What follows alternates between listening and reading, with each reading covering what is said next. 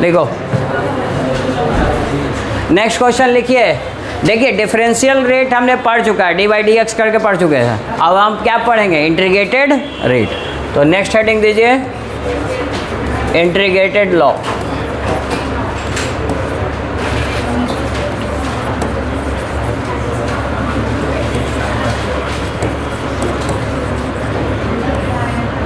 ठीक है, ये बेस्ट मेथड है for calculation of rate constant.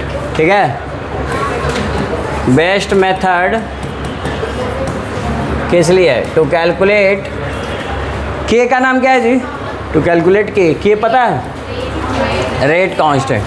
तो रेट कांस्टेंट के लिए अच्छा मेथड माना जाता है। हमें यहाँ हमारे सिलेबस में जीरो ऑर्डर और फर्स्ट ऑर्डर पढ़ना है। तो लिखिए पहले शुरुआत करते हैं first case zero order. First case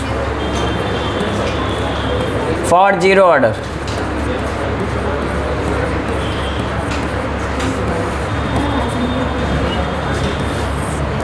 ठीक है, अब जीरो ऑर्डर के लिए मान लो एक एग्जाम्पल पहले लो तुम। एग्जाम्पल हमने लिया कि कोई रिएक्टेंट है मेरा ए। क्या रिएक्टेंट? ए। और ये बन रहा है क्या? प्रोडक्ट। तो इसके लिए रेट लिख सकते हो। क्या लिखेंगे रेट? बताओ जल्दी से। रेट क्या हम लिखेंगे? बोलो। जीरो ऑर्डर के लिए ऊपर दिख रहा है ना ऑर्डर? हाँ बोलो क्या लिखें? कि इनिशियल कंसंट्रेशन ऑफ रिएक्टेंट और टू द पावर कितना लिखे हैं? जीरो। तो जीरो ऑर्डर का वन लिख देंगे तो क्या आएगा? फर्स्ट ऑर्डर का। टू लिख देंगे सेकंड ऑर्डर का। बोलो कोई दिक्कत नहीं ना? और रेट लिखना सीखे थे ना डिफरेंशियल वाला? क्या तरीका था? डी बाई डी टी, यही ना डिफरेंशिएशन है। D by D T. उसके बाद किसका? रिएक्टेंट का कंसंट्रेशन। रिएक्टेंट कौन है? ए। और इसमें क्या लगाएंगे? माइनस, क्योंकि रिएक्टेंट टाइम के साथ डिक्रीज करता है। और इक्वल टू के ए टू द पावर जीरो क्या हो जाएगा? वन। तो उसको तो लिखने की ज़रूरत नहीं है। अगर दिक्कत है किसी को तो ऐसे लिख लो वन। कोई दिक्कत? अब इंटीग्रेटेड लॉ लगा रहे हैं तो दोनों साइड क्या करेंगे? इंटीग्रेशन। तो लिखो integrating on both side. Integrate on both side. सुनिए उसके पहले एक बात सुन लीजिए। यहाँ पे मैं लिख देता हूँ डी एक्स का इंटीग्रेशन एक्स होता है। ठीक है, और कांस्टेंट मान लो ऐसे है 2dx। तो 2 को बाहर कर दो और इसका इंटीग्रेशन क्या मिल जाएगा? x, है ना? क्योंकि कांस्टेंट का इंटीग्रेशन क्या होता है? वही रह जाता है। कुल मिला के इतना समझ लो कि जो वेरिएबल टर्म है उसका इंटीग्रेशन होता है और उसका इंटीग्रेशन क्या होता है? dx है तो x हो जाएगा। तो आइए इसका इंटीग्रेशन करते हैं। तो आप दोनों साइड इंटीग्रेट कीजिए। दोनों साइड कीजिएगा, इधर माइनस डी बाई, एक मिनट, डी ए है ना इधर, तो डी ए, और इधर हो गया के, और डी टी को इस तरफ कर दो, डी टी। बोलो कोई दिक्कत? अब दोनों को क्या करना है? हमें इंटीग्रेट करना है। इंटीग्रेट कर दिए। के को इसलिए बाहर रखे कि कांस्टेंट का इंटीग्रेशन वही रह जाता है। अब बताओ डी ए का इंटीग्रेशन क्या आएगा? ए आएगा। अभी लिखे एक्स का एक्स आएगा, डी एक्स का, तो इसका क्या आ जाएगा? ए। माइनस में आएगा ना? ठीक। और इक्वल टू के, टी का क्या, डी टी का क्या आएगा? टी आएगा। और क्या, इतना क्या सोच रहे हो? अरे भाई डी एक्स का जब एक्स आ रहा है तो डी टी रहेगा तो टी आएगा, है ना? डी ए रहेगा तो ए आएगा, डी बी रहेगा तो बी आएगा। इसमें कोई दिक्कत? और जब भी इंटीग्रेशन निकालते हैं याद रखिएगा इसमें एक इंटीग्रेशन कांस्टेंट आई लिखते हैं। ठीक है, ये आ गया मेरा पहला इक्वेशन। और अब हमको निकालना है आई की वैल्यू। तो वो कैसे निकालते हैं अभी बताते हैं। यहाँ तक राइट डाउन कीजिए। ये डेरिवेशंस आते हैं एग्जाम में।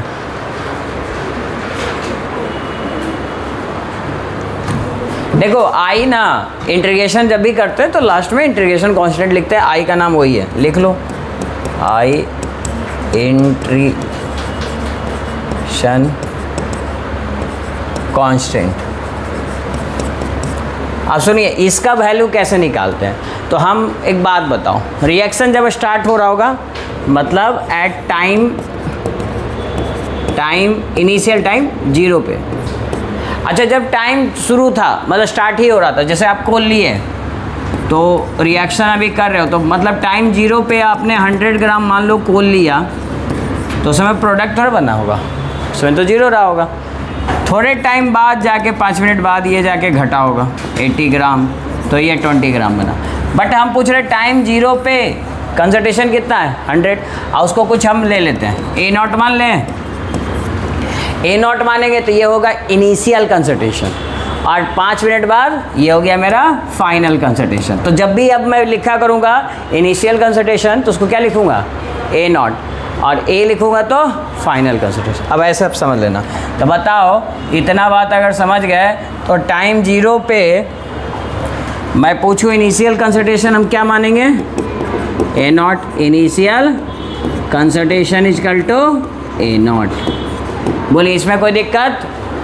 अब ये दोनों वैल्यू यहाँ पुट कर दीजिए, put in equation first, put in equation first. तो क्या आएगा वैल्यू बताइए? तो ए के जगह क्या पुट करोगे A0 माइनस A0, टी के जगह क्या पुट करोगे 0 प्लस आई का वैल्यू मिल गया। क्या मिला आई का वैल्यू बताओ? This imply I equal to minus A0। इसमें किसी को कोई दिक्कत? तो ये आई का जो वैल्यू मिला है इसको हम पुट कर देते हैं इक्वेशन 1 में। तो लिखिए put the value of I in equation 1। Same तरीका हम किस में लगाएंगे? फर्स्ट ऑर्डर में भी। तो इसीलिए प्रोसेस को समझिएगा। सबसे पहले इंटीग्रेट करके ये लिखे, फिर आई का वैल्यू निकालते हैं टाइम 0 करके, दिमाग में बैठाइए, टाइम 0 करके आई का वैल्यू निकालते हैं। उसके बाद put the value of I, the value of I integration constant in equation 1। अब इक्वेशन 1 में पुट करो तो क्या आएगा जी वैल्यू? माइनस ए, ये तो वही रहेगा, ठीक है, इजकल टू के टी। किसका वैल्यू पुट कर रहे हैं? आई का ना। तो आई का वैल्यू क्या है बताओ? Minus A0। बोलो कोई दिक्कत इसमें? A0 को लेफ्ट हैंड साइड ले जाओ तो क्या आएगा? प्लस हो जाएगा, माइनस उधर जाके क्या हो जाएगा प्लस ए, और क्या आएगा के टी आएगा। कोई दिक्कत किसी को? नहीं ना। तो बताओ के इजकल टू मैं क्या लिख सकता हूँ? A0 minus A by, divide में क्या आएगा बोलो, देख के बताओ क्वेश्चन को। के इजकल टू क्या आएगा? टी आएगा, ठीक है, यही ना टी यहाँ भेज दिए हैं। तो देखो ये जो रेट कांस्टेंट आया किस ऑर्डर के लिए आया? लिखा हुआ है 0 ऑर्डर के लिए। तो ये किसके लिए है? For 0 order. तो 0 ऑर्डर के लिए रेट कांस्टेंट आपका ये आएगा। और देखो याद करने का सिंपल सा तरीका, अरे भाई एक बात बताओ, अभी आपने कुल 100 ग्राम लिया था ना, और घट के 80 ग्राम हो गया था, इसको इनिशियल माने थे और इसको फाइनल माने थे। तो एक बात बताइए, जब भी घटाने की बारी आएगी तब बिगर वैल्यू उससे स्मॉलर वैल्यू नहीं घटाते हैं। तो देखो तो फार्मूला कुछ वैसा ही है, इनिशियल कंसंट्रेशन यानी बिगर वैल्यू माइनस फाइनल कंसंट्रेशन, और किसके रिस्पेक्ट में घटाते हैं? टाइम के। तो बाई टाइम। क्या कोई याद करने की ज़रूरत है? नहीं ना। तो ये तो तुम्हारा आ गया 0 ऑर्डर के लिए के का मतलब रेट कांस्टेंट। तो 0 ऑर्डर के लिए ये फार्मूला होता है, लिख लीजिए ये फार्मूला। और इस पर कोई खास ज़्यादा न्यूमेरिकल नहीं पूछता है, लेकिन CBSE बोर्ड एक पूछा है न्यूमेरिकल, ठीक है। तो ये फार्मूला का डेरिवेशन नहीं आएगा, लेकिन हाँ न्यूमेरिकल CBSE बोर्ड में आ सकता है। CBSE बोर्ड एक बार पूछा है तो मैं बताता हूँ क्या पूछा है, लेकिन फ़िलहाल ये लिखिए। और इस पर बिहार बोर्ड भी एक बार पूछा है सवाल, वो ये पूछा है कि इसका ग्राफ आप प्लॉट करके दिखाओ। किसका? ये इस इक्वेशन का ग्राफ प्लॉट कीजिए, और ग्राफ प्लॉट करने के लिए एक्सेस पता होना चाहिए। एक्सेस भी उन्होंने बता दिया है।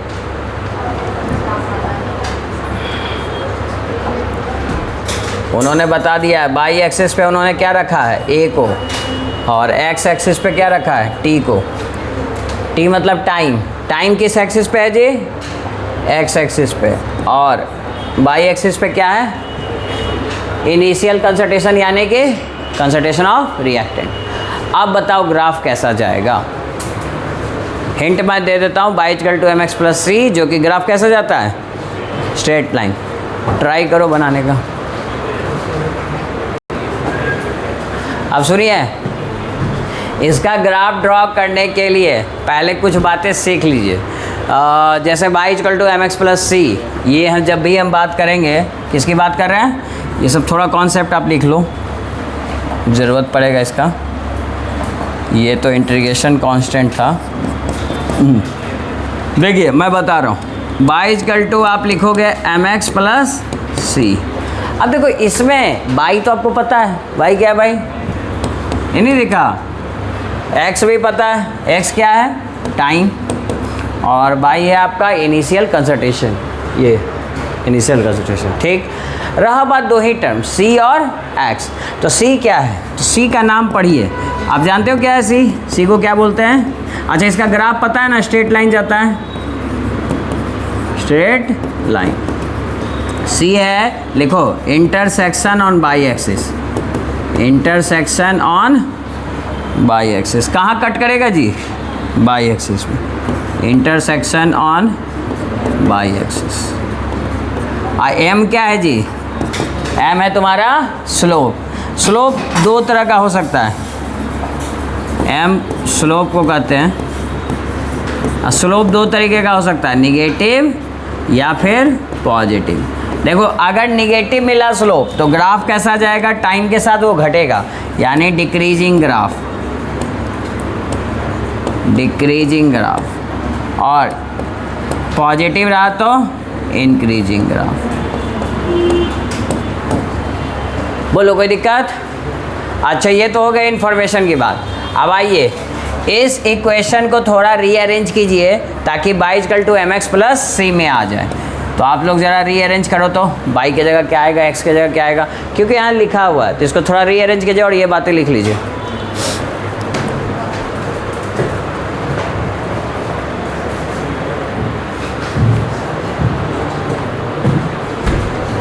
देखो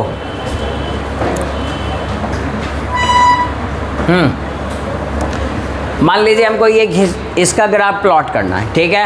अब आप बताओ इसमें बाई एक्सिस कौन है, ए, यही है ना। इसको थोड़ा सा और अच्छे से रीअरेंज करते हैं। हम के टी इक्वल टू ये लिख सकते हैं, ए नॉट माइनस ए। इक्वेशन तो याद होना चाहिए तभी तो बना पाओगे। बोलो कोई दिक्कत। ठीक, अच्छा ये बाई एक्सिस है ना, इसको इस तरफ ले आओ, इसको इस तरफ ले आओगे तो क्या आएगा, ए आएगा। ठीक, और इसको उस तरफ लेके चले जाओ तो माइनस के टी प्लस ए नॉट। ये वैल्यू आएगा कि नहीं आएगा, ये उधर जाके नेगेटिव हो जाएगा। अब बताओ ये वैल्यू क्या है तुम्हारा, देखो ना प्लॉट करो, बाई है। अच्छा एक्स कौन है, दो चीज़ तो तुम्हें पता ही रहता है, वाई कौन है एक्स कौन है, क्योंकि एक्सेस दिया रहेगा, आपको बस प्लॉट करना है। ठीक है, ग्राफ कहाँ से शुरू होगा। अब सुनिए y equal to M x plus c, x के साथ जो टर्म होता है वो कौन होता है, m। तो यहाँ पे ये m है, तो m का वैल्यू मिल गया आपको माइनस के, दिखा। अच्छा और c प्लस क्या लिखोगे, c। तो c का वैल्यू मिला आपको, क्या मिला, a नॉट। चलिए ये दोनों वैल्यू लिखिए, ये सब एग्जाम में आता है, पूछता है कि इसका वैल्यू क्या है। तो भाई c का वैल्यू क्या आ गया, a नॉट, और m का वैल्यू क्या आ गया, माइनस के। स्लोप निगेटिव या पॉजिटिव है, निगेटिव। ग्राफ कैसा जाएगा, डिक्रीजिंग जाएगा, इंक्रीजिंग जाएगा, डिक्रीजिंग ग्राफ जाएगा। इसमें कोई दिक्कत नहीं ना।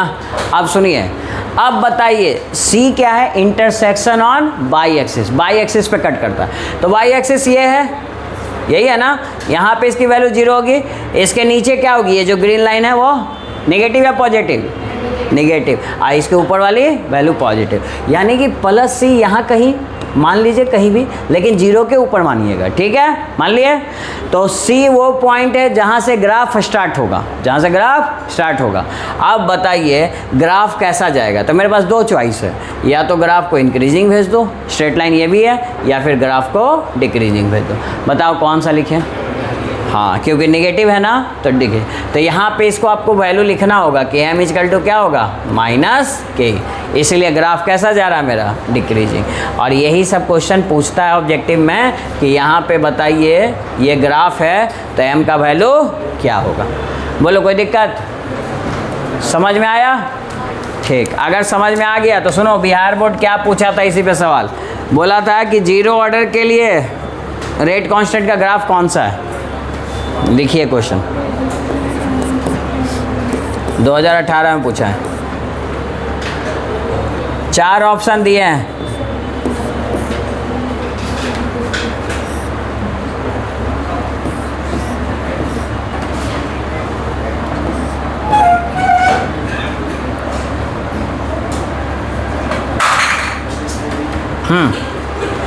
अब बताओ इन चारों ऑप्शन में कौन सा सही है?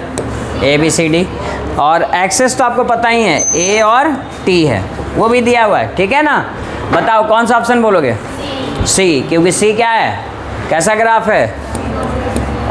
डिक्रीजिंग है, हाँ बिलो हो रहा है, ठीक है, ये बात सही है। अच्छा एक बात बताओ, अब बाकी ग्राफ को थोड़ा एनालाइज करो। बताओ इस केस में, बी केस में, ऑप्शन बी में पूछ रहा हूँ, ऑप्शन बी में ग्राफ कहाँ से जा रहा है जी? ऑरिजिन से, यानी कि ये वैल्यू 0 हो गया। तो इस केस में सी का वैल्यू क्या हुआ बताइए? 0। सी का वैल्यू क्या होगा? 0। तो इस ग्राफ का लाइन को क्या बोलेंगे? इसका इक्वेशन बताइए। आप इक्वेशन स्ट्रेट लाइन का जानते हैं ना, y = to mx प्लस सी, और सी की जगह 0 पुट कीजिएगा तो क्या आएगा? y = to mx।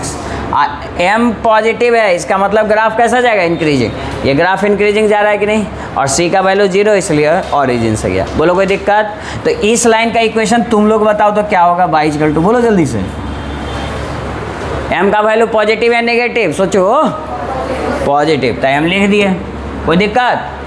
m के साथ तो x होता ही होता है, लिखो x। और c का वैल्यू क्या है? पॉजिटिव या नेगेटिव या 0? तो प्लस सी, तो यहाँ भी क्या लिखिएगा? Plus C. ये इक्वेशन पहचानने आया? इक्वेशन देख के बता दीजिएगा कि क्या है। और बताइए ग्राफ को, ये तो डिक्रीजिंग दिख ही रहा है, इसको तुम लोग पहचान सकता है। इसे कौन ग्राफ है जी? कांस्टेंट का ग्राफ है, y = to कांस्टेंट। ये वैल्यू इस पर डिपेंड नहीं करेगी, ये y का वैल्यू है कांस्टेंट। ये किस पे डिपेंड नहीं करेगा? टाइम के साथ डिपेंड नहीं करेगा, यानी एक्स एक्सिस पे डिपेंड नहीं करेगा। तो ये बाकी ग्राफ का एनालाइज है, आप समझिए कि क्या क्या अंतर है सब बाकी सब ग्राफ में। ऐसे आपका आंसर सी सही है, ये लिख लीजिए जीरो ऑर्डर के लिए।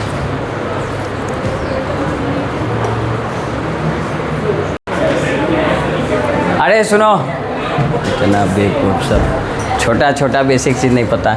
अरे सिंपल सी बात है, यहाँ पे देखिए, ये कभी भी x पे डिपेंड करेगा नहीं। तो आप स्लोप क्यों बना रहे हो? y = to mx प्लस सी पे आप इसको, भाई इसमें y = to केवल c है, c मतलब कांस्टेंट, यानी m क्या है? 0। अब अगर स्लोप 0 है तब ना तो ग्राफ इंक्रीजिंग जाएगा ना डिक्रीजिंग जाएगा। कैसा जाएगा? y का वैल्यू कहाँ 2 होगा? मान लो ये 1 है, ये 2 है, तो इसके 2 के पैरेलल जाएगा, मतलब ये x पे डिपेंड नहीं करेगा। x का कुछ भी वैल्यू रहे, देखिए 1 पे भी वैल्यू वही रहा, 2 पे भी वैल्यू वही रहा, तो मतलब पैरेलल टू x। आई इसमें पैरेलल टू किसके जाएगा? बोलो जल्दी से। बाई एक्सिस, ये 2 रहा। बोलो कोई दिक्कत? तो ये कुछ बेसिक ग्राफ है जो कि केमिस्ट्री में तुमको जरूरत पड़ सकता है, बाकी और ज़्यादा जरूरत नहीं है, बाकी मैथ में पढ़ना अपना, ठीक है।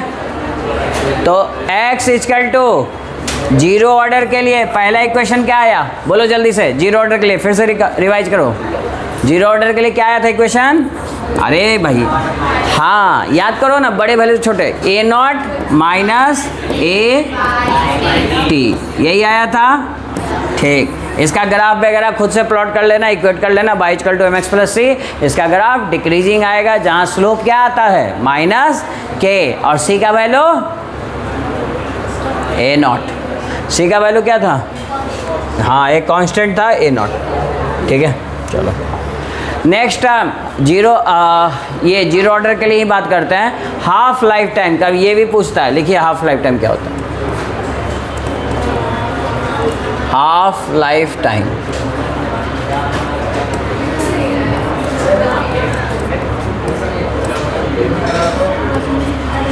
लिखिए। अरे वो टाइम जो इनिशियल कंसंट्रेशन क्या हो जाए? घटकर आधा हो जाए, मतलब 100% है तो कितना हो जाए? 50%। वो टाइम मतलब घटने में 100 से 50 होने में जो टाइम लगेगा उसी को क्या बोलेंगे? Half life time. तो लिखिए time taken to reduce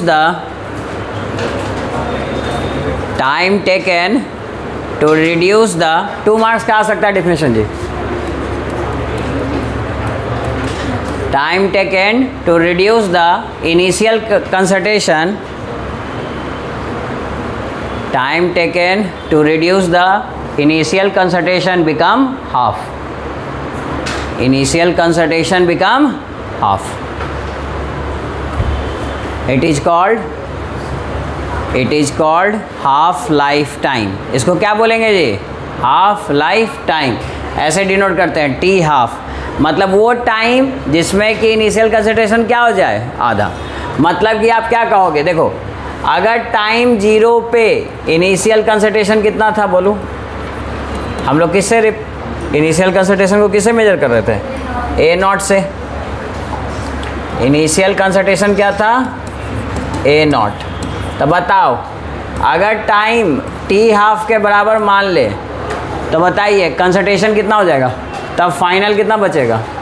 final concentration जिसको तुम A बोलते हो वो कितना हो जाएगा? A/2।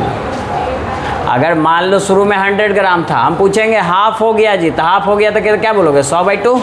ये होने में जितना टाइम लगेगा वही कहलाएगा हाफ लाइफ टाइम। आ रहा बात समझ में? वो सब निकालने आएगा न्यूमेरिकल। पहले तो फार्मूला निकालते हैं। तो हम लोग किसके लिए निकालना सीख रहे हैं जी? जीरो ऑर्डर के लिए। जीरो ऑर्डर के लिए क्या फार्मूला अभी पढ़े थे? रेट कांस्टेंट बताओ तो। A0 याद है ना? भूलना तो यही याद रखना, bigger minus smaller by T. अब एक बात बताओ, हाफ लाइफ टाइम ने निकालना है तो टी के जगह क्या पुट कर दोगे? हमको टाइम निकालना, तो टी को ऐसे लिख लो। ऐसे लिख दे तो कोई दिक्कत? तो बताओ।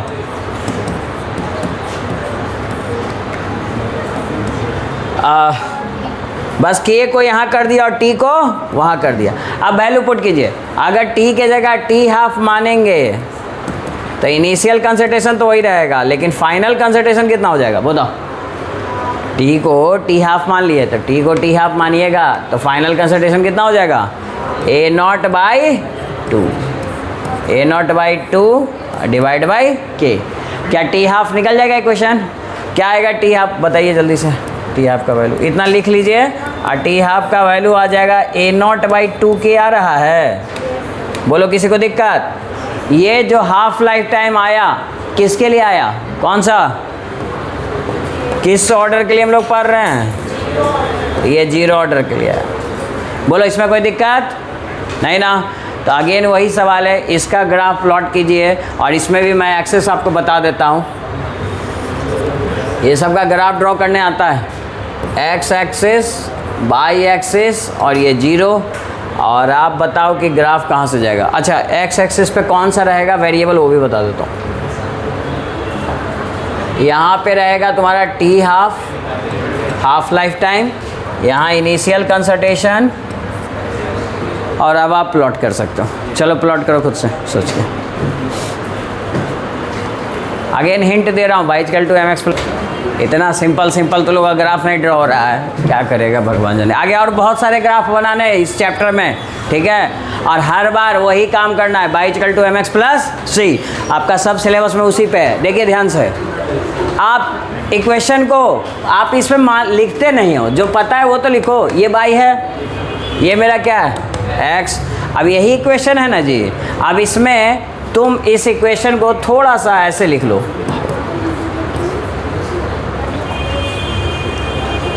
A0 क्या है मेरा? x है ना, तो इसके साथ जो बचा हुआ टर्म है वो m होगा, और क्या? 1/2 के। बोलो कोई दिक्कत? तो y हमको मिल गया यहाँ से। ये क्या मिला? x। m क्या मिलेगा जी? m हो गया ये 1/2 के। अब रहा बात, पॉइंट रहा कि c क्या है। तो बताओ c क्या जोड़ सकते हैं यहाँ पे हम? कुछ भी जोड़िएगा 1 2 वैल्यू चेंज हो जाएगा। ये एक ही टर्म है जीरो जो आप जोड़ सकते हैं, तो उससे वैल्यू चेंज नहीं होता। तो बताइए c का वैल्यू क्या आ गया? 0। अभी आप ये अलग से लिख लीजिए कि c का वैल्यू 0 है और m का वैल्यू क्या है? 1/2 के। देखो c का वैल्यू 0 इसलिए स्टार्ट कहाँ से होगा? ओरिजिन से। और स्लोप आपका चूंकि पॉजिटिव है, ये वैल्यू कुछ हो रहा है, पॉजिटिव या निगेटिव देखना। अगर पॉजिटिव है तो ग्राफ कैसा मिलेगा? इंक्रीजिंग, यानी कि समय के साथ ही बढ़ेगा। बोलो कोई दिक्कत नहीं ना। और एग्ज़ाम में ये सब लिखना पूछा जाता है कि भाई ये सी का वैल्यू यहाँ क्या है, तो क्या बोलिएगा 0। और पूछेगा एम का वैल्यू क्या है, तो क्या बोलोगे 1/2 के। 4 ऑप्शन रहेगा उसमें, खोज के मार दीजिएगा 1/2 के। बोलो कोई दिक्कत, ठीक है ड्रॉ कर लो। कितने लोग का सही हुआ, ठीक।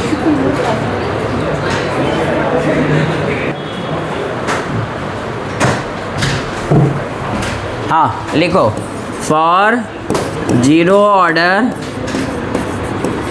भाई 0 ऑर्डर के लिए बोलो जल्दी से, half life time. Half life time को शॉर्ट में से लिख लो, T half. T half depends on, किस पे डिपेंड करता है बोलो, डिपेंड्स ऑन, बोलता नहीं है, इनिशियल कंसंट्रेशन। इनिशियल कंसंट्रेशन को किससे हम लोग डिनोट करते आए हैं अभी तक, A0 से। तो A0 लिख लो, डिपेंड्स ऑन इनिशियल कंसंट्रेशन, जिसको हम शॉर्ट में A0 लिख लेंगे। अब बताओ इस पे अगर डिपेंड करता है तो मान लो कि जैसे इनिशियल कंसंट्रेशन है तुम्हारा A0, ठीक है, तो पहला हाफ लाइफ साइकिल पे कितना बचेगा जी। अगर 100 ग्राम है, आपके समझने के लिए 100 ग्राम है तो 50 ग्राम बचेगा। पहला बार 50 कम हो जाएगा जब एक हाफ लाइफ साइकिल कंप्लीट होगा। तो एक हाफ लाइफ साइकिल कंप्लीट होगा तो ये क्या हो जाएगा A0/2।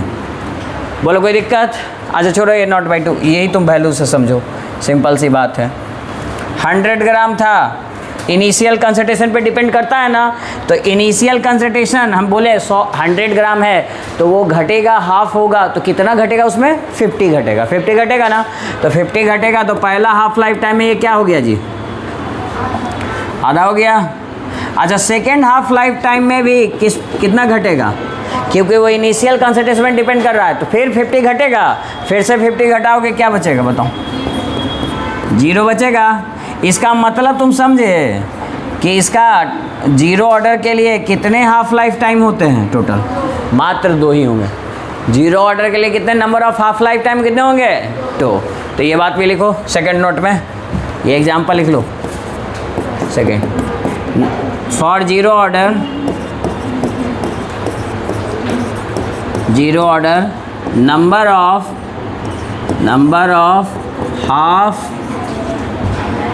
Number of half life cycle, कितने हाफ लाइफ साइकिल होंगे जी बोलो 2 होंगे, मात्र 2 हो सकते हैं। ये सब ऑब्जेक्टिव में पूछेगा, ठीक है, तो आप ये टिक कर लो, लिख लो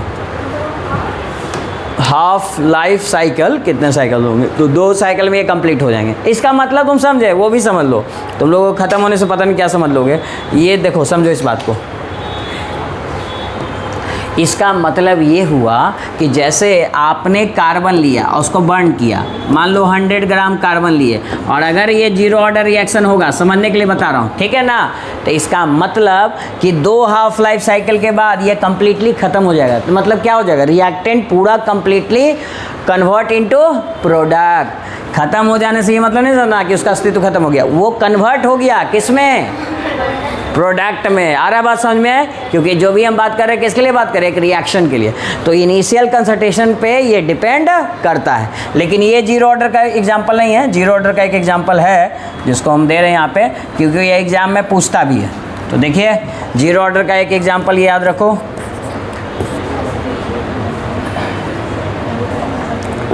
H2Cl2 सनलाइट के प्रेजेंस में होता है,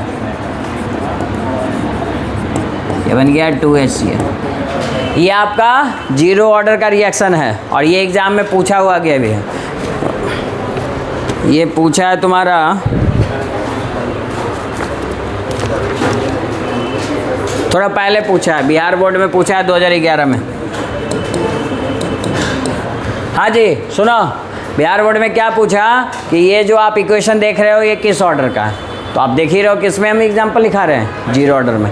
तो 0 ऑर्डर का ये एग्जाम्पल है, एक एग्जाम्पल कम से कम याद रखिएगा, ये एग्जाम में आता है डायरेक्टली, ठीक है। अच्छा और बताओ 0 ऑर्डर के लिए यूनिट भी निकालना सिखाया था ना, तो यूनिट ऑफ के क्या आएगा बताइए। नेक्स्ट पॉइंट देखो, थर्ड यूनिट ऑफ के, सब हम जीरो ऑर्डर के लिए बात कर रहे हैं, लिखिए खुद से जल्दी से।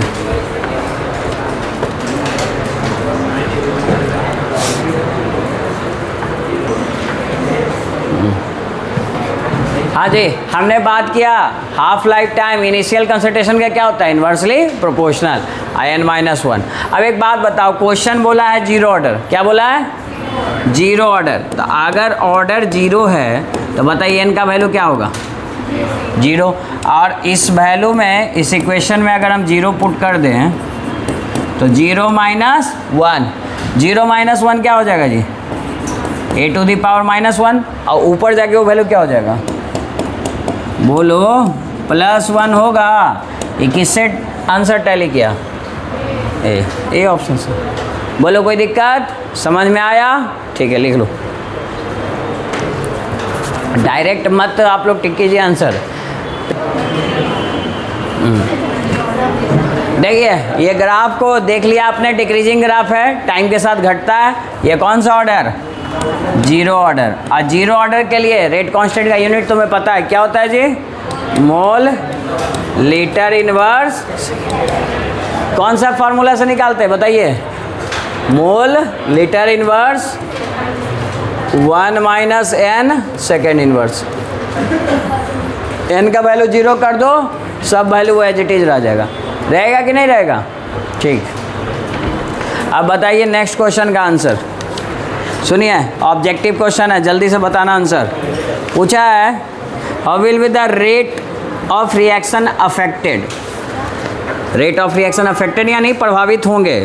First, surface area of reactant is reduce. Surface area घटा रहे हैं तो रेट ऑफ रिएक्शन पे क्या फ़र्क पड़ेगा, बोलो। ऑप्शन दे रहा हूँ, इंक्रीज डिक्रीज में ही बताना है, बताइए। डिक्रीज होगा ना, ठीक। Catalyst is added in the reversible reaction. Catalyst add कर रहे हैं तो क्या होगा रेट ऑफ रिएक्शन में, इंक्रीज। कैटलिस्ट अपना काम करेगा, रेट ऑफ रिएक्शन बढ़ा देगा। अच्छा, temperature of reaction is increase, तो टेम्परेचर बढ़ा रहे हैं तो भी रेट ऑफ रिएक्शन इंक्रीज करेगा। ये 3 मार्क्स का क्वेश्चन पूछा हुआ था 2020 में, 2020 में, ठीक है, CBSE बोर्ड में। ये सब बन जाएगा सिंपल सा क्वेश्चन।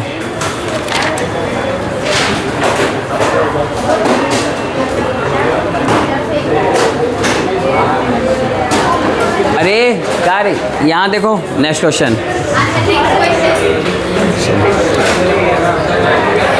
हाँ ये लास्ट देखो। ए सुनो, ये भी लास्ट क्वेश्चन देखते जाओ। 2019 में पूछा था, अभी के क्लास में जो जो पढ़े हैं सब दिया है। देखो यहाँ पे R0 का कंसंट्रेशन है, ये ग्राफ। बताइए ये ग्राफ कौन से ऑर्डर का है, ये पूछा है, जल्दी बोलो। लो अभी तुम हाफ लाइफ टाइम में नहीं पढ़े जी, भूल गए। ये हाफ लाइफ टाइम में ये नहीं पढ़े जी, अभी देखो तो कहाँ गया। हाँ ये रहा A0/2, A0 की जगह वो R0 लिखा है। तो ये कौन सा ऑर्डर है ग्राफ, देखो जीरो। तो यहाँ पे आप भी लिखिए, देखिए। तो ये क्वेश्चन जो पूछा हुआ है CBSE बोर्ड 2019 में पूछा है। अब पूछा है कि ग्राफ को आइडेंटिफाई कीजिए कि किस ऑर्डर का। हाफ लाइफ टाइम में आइडेंटिफाई करना है ग्राफ किस ऑर्डर का, बोलिए किस ऑर्डर का है, जीरो ऑर्डर का। तो पहला तो आंसर ये मिल गया कि ग्राफ कैसा ऑर्डर का है, जीरो। अब सुनिए आगे क्या पूछा है, इनिशियल का 10 सम ऑफ द पावर, हाँ ठीक है। और हाँ इसके लिए इक्वेशन बताइए। तो अभी आप पढ़े थे ना, T12 इक्वल टू क्या होता है इक्वेशन, बोलो A0/2K। अरे भाई m का वैल्यू पूछा है कुल मिला के, m का वैल्यू याद है 1/2K। r के जगह क्या लिखिएगा, A0 नहीं, मतलब x के जगह क्या लिखिएगा, A0 नहीं R0। वो बुक वाला उसको हम लोग A0 मान के चलते, तो वो R0 दिया है, तो एक्सेस जो लिखा रहेगा वो लिख देना। y=, देखो y= क्या मिला, mx। बोलिए कोई दिक्कत। तो जीरो ऑर्डर पे जितने सवाल पूछे तो करवा रहा हूँ।